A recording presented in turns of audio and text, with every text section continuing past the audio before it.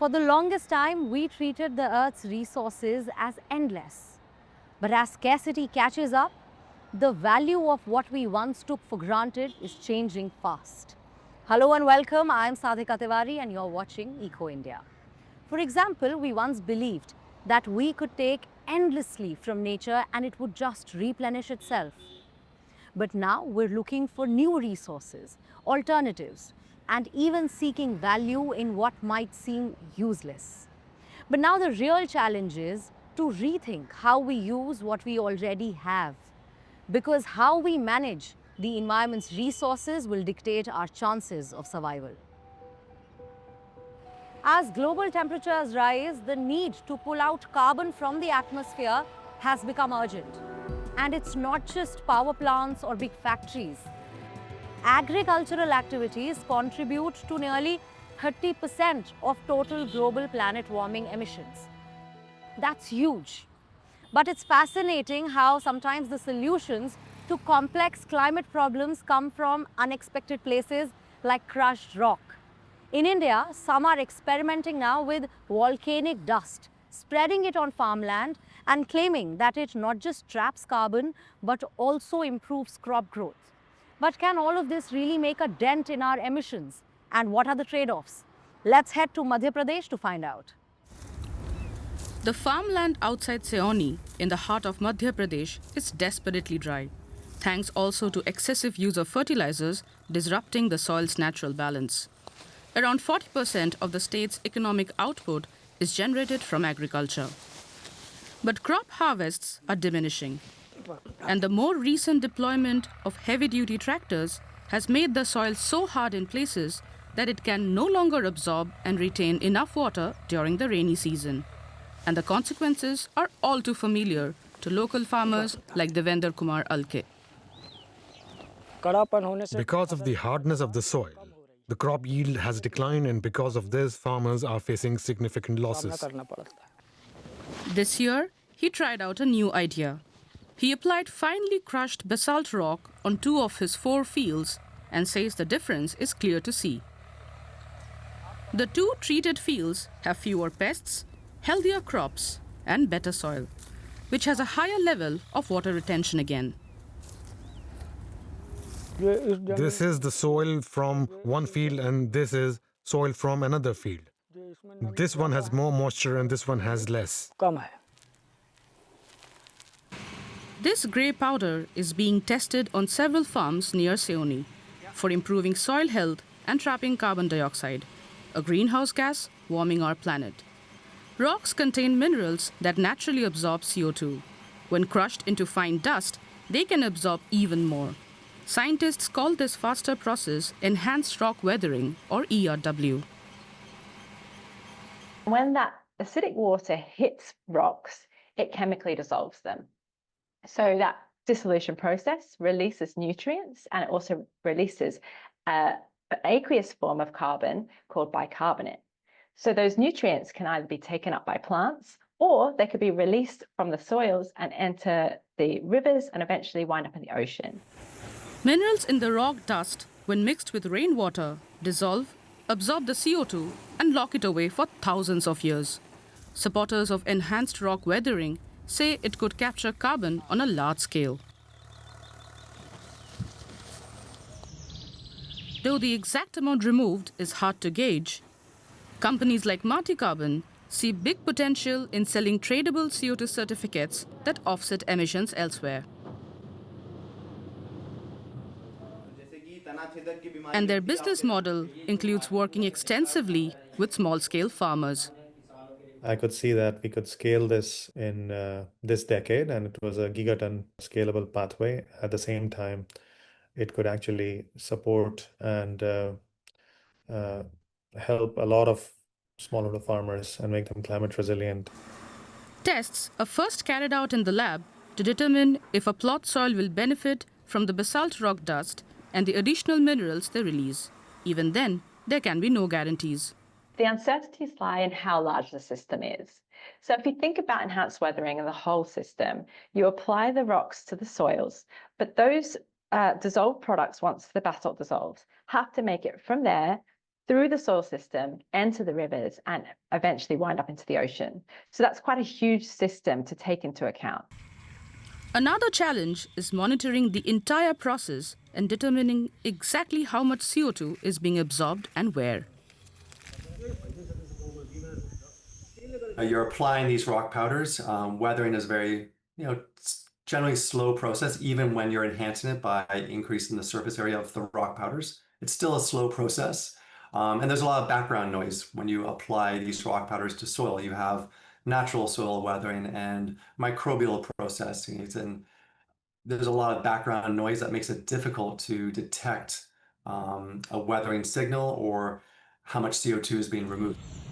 And on the farms in the water-scarce area around Seoni, not everyone is enthusiastic about their fields having been treated with the crushed basalt. Among the disappointed is Vinod Kumar Bishen. The soil stays sandy and dry. Once the rainy season ends, we run out of water. Even after applying rock dust, we had diseases in our crops and our paddy yield was not good. Scientists believe the soil's properties are a crucial factor in how well ERW works. So, for example, there might be certain microbes that benefit weathering and can help increase those reactions, and they may not be present in certain fields. It could also be the pH, the initial pH of the fields. They might be too basic, and therefore that slows weathering down. 1,300 kilometers northeast of Seoni in Bengal, a company called Alt Carbon is also using powdered basalt in an attempt to revive tea plantations, paddy fields, and bamboo farms. I'm a tea planter myself. We realized very early on that to be able to get the Darjeeling tea industry out of its financial decline, it's important for us to improve the per acre revenue. On an average, we see a 15 to 30% crop yield increase, which is massive. You have high monsoon in North Bengal, in Darjeeling, which ensures that your rocks weather faster. Alt Carbon likewise makes money from selling CO2 certificates.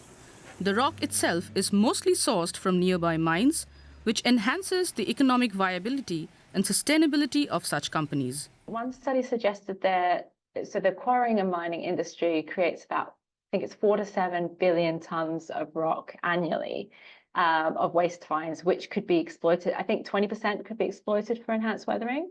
So there's huge potential there.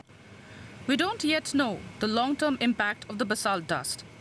In some cases, the minerals it releases can improve degraded soil, but certainly not in all cases. Mining companies tend to support ERW because they can sell a waste product for a profit, and trading CO2 certificates with it is another business model. There are still too many unknowns to say if enhanced rock weathering can truly cut global emissions. Even so, exploring carbon capture technologies remains vital. As the world moves towards a cleaner future, the demand for new resources is only growing. Across the world, the race for clean energy has pushed the demand for rare earth metals to an all-time high. These minerals are crucial for wind turbines, for EVs, and almost every other green technology that is largely used and that we currently depend on. In Norway, one company claims to have found the largest deposit of rare earth metals in Europe, right beneath a small town. And they've devised a rather surprising way to mine it without disrupting people's homes. Let's go there and see how they plan on doing this. This old mining town in Norway is sitting on top of a gold mine, but I don't mean actual gold. We are now on top of Europe's by far largest deposit of rare earth elements. About a 2-hour drive from Norway's capital Oslo is Ulefoss, one of Europe's oldest industrial communities. People have been mining iron here since the 1600s, until the last mining project shut down in the 1960s. That's Tord Espen Simonsen. He's the community go-between for Rare Earths Norway, which owns 90% of the mining rights for the ancient mineral deposit here, known as Fen. If you go 580 million years back in time, we will now be standing inside of a volcano. The Norwegian geologist Brøgger described this area for the first time in the 1920s and discovered that this was a limestone volcano. And this discovery could change the fate of the region today, because volcanic limestone rocks like the ones he discovered usually contain something special. Rare earth elements, a group of 17 metals that have become essential components of pretty much everything, from mobile phones to microchips to missile defense systems. Everything that you see around you here is part of the Fen deposit. We are extracting 10,000 meters of core samples to better our understanding of the deposit and strengthen the quality of our resource estimate, telling us much more about the composition of the resources in the ground. These samples from deep inside the old volcano give the company their first look at what they're working with. These brown minerals here are the ore for rare earth elements. So in this specimen here we have around 2 to 3% rare earth elements, and that is actually very good. The company says they've got high concentrations of these specific rare earth elements, which are used to make the permanent magnets that go into wind turbines and EVs. We are extracting a lot of information at this stage. And also we can put a number on the upcoming resource, on the value. That number? Almost 9 million tons of rare earth oxides, which is less than the biggest deposits in China and the US, but much more than any other known deposit in Europe. So this is the logging room. And size isn't the only thing that matters. The company says this deposit has a lot of other advantages that make it stand out on the global stage. Fen has easy access to clean energy from the local hydropower plant. And it's only 30 kilometers from Herøya, which has both a deep water port, connecting it to the global market, and Europe's first rare earth elements separation plant, RETEC. The Fen deposit is really close to the surface, beginning only about 100 meters below. But pretty much all of those mines look like this. Open pits which extract the biggest possible yield, but completely destroy everything on the surface. So for Ulefoss to survive, they'll have to go under it instead. And the company has a plan to still get as much out of this deposit as they possibly can, without affecting the people only a few hundred meters above. The idea is to create an invisible mine, the first of its kind in the world. Starting about 4 kilometers away, they'll drill a long, narrow tunnel diagonally into the heart of the deposit. Then, using automated drills, they'll dig out giant 300 by 50 meter sections of the deposit. That material is dropped into a crusher right below, and once pulverized, it's all sent up on conveyor belts to be separated at the processing site. But that still leaves giant holes underneath the town, and that can create some serious problems. In 2004, the Swedish mining company LKAB informed the city of Kiruna that their nearby underground iron mine was slowly causing the Earth's surface to sink, crack, and collapse. To keep the city alive, they began relocating over 6,000 residents, moving the town centre 3 kilometers away. And a 2020 earthquake triggered by the mining activity there hasn't helped the reputation of underground mining either. So to avoid this, the company plans to send most of the waste material back down, filling in the holes they were extracted from, mixed with cement, to strengthen the rock enough to avoid the same problems faced by Kiruna. If all goes to plan, it'll be like nothing was removed at all. An invisible mine. The Fen project is setting up right as the EU rushes to secure an internal supply of critical materials. While Norway isn't a part of the EU, it's a close ally with strong trading ties. That's Thomas Norvoll. He's the State Secretary of the Norwegian Ministry responsible for the mining sector, including approving projects like Fen. There is a fright that we can be locked out from supply chains. China's dominance of the entire rare earth supply chain makes it harder for Europe to compete at every stage of the process, let alone trying to build the whole thing from scratch. One thing that is difficult in this industry, of course, is that you have to invest a lot very early, and you get incomes many years later. So you have to have some kind of endurance when you go into it. And in 2024, Europe made a plan to do that. It's called the Critical Raw Materials Act, and it sets non-binding targets for how much critical materials the EU should produce itself by 2030. To get there as fast as it can, the Act lets the EU designate strategic projects, both within the EU and with close allies like Norway. This is basically a stamp of approval, giving the project more access to funding and wider public acceptance. But most importantly, it puts them on a fast-track list, making it quicker and easier to get the approvals and permits needed to get the project up and running. For Rare Earths Norway, this could be life or death. It's like a window of opportunity. For every hour we are working with this project, it costs a lot of money. We cannot be just investigating for 10 years. But even if Rare Earths Norway gets this tick of approval, there's still a long way to go before the rare earth gold mine underneath Fenn can see the light of day. The company hopes to start operations by 2035, scaling up to meet 30% of the EU's demand by 2050. Water is the most basic resource that we all depend on. And yet for millions, it is not a given. In Delhi, getting clean water is not as simple as just turning the tap on. Water tanker supplies are often uncertain, and the water that often flows from the tap is not really safe to drink. But now across the city, there are water ATMs that claim to dispense clean drinking water at the push of a button. But how often do they actually work? Could this actually be a solution that can fix the drinking water problem for the city, or is it yet another gimmick? Water is likely the most precious commodity for people here. When the tanker arrives, everyone makes sure they fill up their canisters as quickly as possible. But no one knows in advance how clean the water that is delivered will be. They promised us clean water, but this is such terrible quality, and there's much less of it too. And that is often the case, say residents of Lal Bagh. Lal Bagh is one of Delhi's largest informal settlements in the northeast of the city. People here do actually have their own piped water supply. But Seema, a resident, tells us that the water only flows for a few hours in the morning. Sometimes there is none at all for days. And she says it's also undrinkable. You can't put this water in your mouth. It smells so much that the entire house starts smelling like a drain. We get stomach-related diseases, headaches, fever and diarrhea if we drink this water.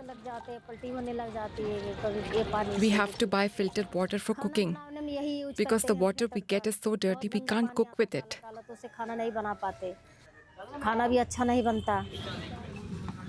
The safe alternative is bottled water.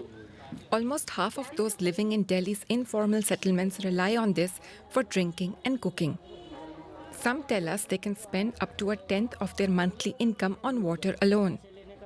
For a while now, though, Lal Bagh has boasted several water vending machines, also known as water ATMs. They provide clean drinking water for several hours a day. Vasudev Thakur comes here every day and fetches 40 liters of water for his family. He tells us the quality is far superior to that from the tankers. On top of that, water from the vending machine is much cheaper than that from the tankers. It is not supplied through pipes, but instead directly from a groundwater reservoir. The pumped groundwater is first filtered. Then it goes into a tank and is filtered again. After that, it is collected in this tank where people can access it. The machine pumps 1200 liters of water out of the ground per hour. This is then purified using reverse osmosis, a process which results in clean water and a contaminated wastewater product. Scientists find the handling of it concerning. They inject it back into the groundwater, so they'll just simply let it soak into the groundwater, which I think is a problem because in that case, you're contaminating groundwater for other residents who may be relying on groundwater over there. 20 kilometers away at Nizamuddin railway station, there are more water vending machines. They are run by a startup in collaboration with the railway authorities. The idea is to provide fresh, clean water on site for both travelers and railroad employees. In Delhi alone, the startup now operates 200 such vending machines, also in cooperation with the Municipal Water Board. Here, the vending machines use a combination of tap and groundwater. The water is purified with the help of several membranes and carbon filters. It's then chilled. The quality is continually monitored. The machine-supplied water also saves on plastic waste. According to the provider, more than half of buyers fill their own bottles at the vending machines, and they save money as a result. When you buy a plastic water bottle, you are not paying for water. You are paying for, number one, the cost of transporting that water to you, and number two, for the plastic bottle itself. In Delhi, various agencies, including the Jal Water Board, have installed water ATMs across the city. The previous government hoped they would improve water supply, especially in low-income districts. It's not clear exactly how many machines there are, but a further 5,000 are planned. But critics say more needs to be considered. Drinking water is just 10 liters or 15 liters in a day. So that is not really the major concern. The major concern is where the bulk of the other water comes from.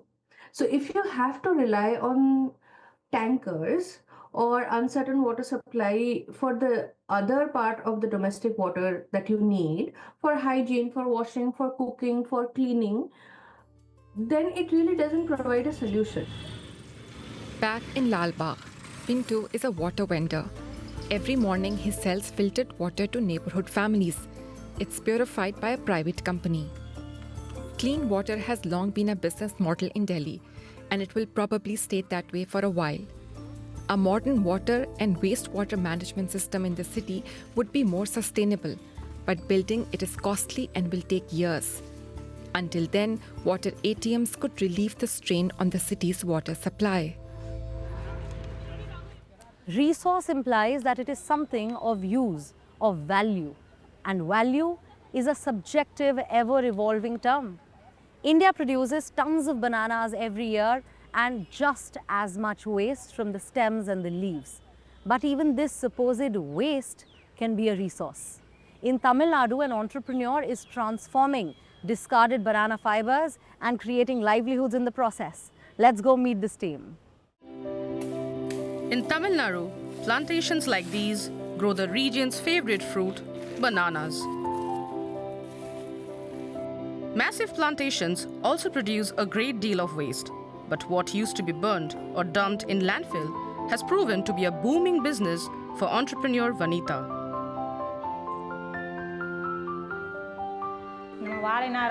We have been making handicrafts from banana plants for quite some time now. Currently, we produce around 30 products. After harvesting the fruit, we collect the remaining parts of the plant. We remove the outer layer, pass it through an extraction machine to get the fiber, sun-dry it for 2 days, and store it. We use those fibers to make handicrafts. We don't waste the remaining parts of the plant either. We cut them in two, dry them in the sun, and use them to make around 30 different items like fruit baskets.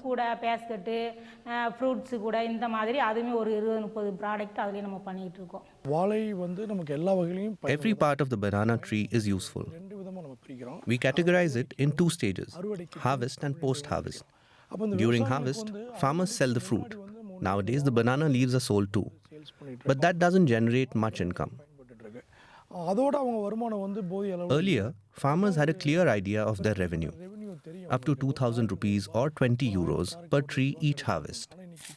But today, due to fluctuating market prices, income has become unpredictable.